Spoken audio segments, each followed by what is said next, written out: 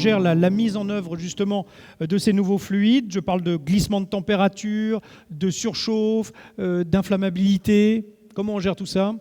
Bah, déjà, le glissement, c'est un point principal sur les mélanges, hein, sur ces nouveaux mélanges. Tous les nouveaux mélanges, 407F, le Performax LT, 448A ou éventuellement d'autres dans le marché ont tous du glissement.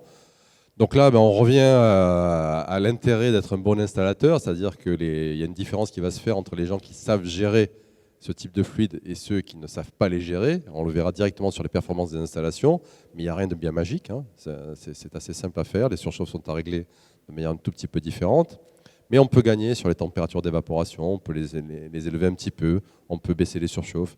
Ce qui fait qu'au niveau des systèmes, en général, on arrive à avoir systématiquement, sur des rétrofits globaux, moyenne température, basse température, des gains énergétiques de l'ordre de 10%.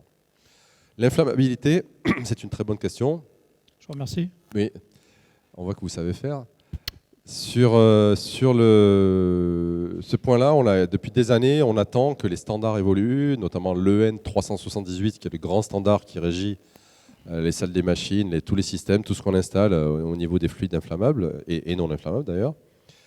Et donc, cette EN 378 a été votée positivement le 17 août de cette année, donc il y a à peu près un mois, bientôt un mois et demi.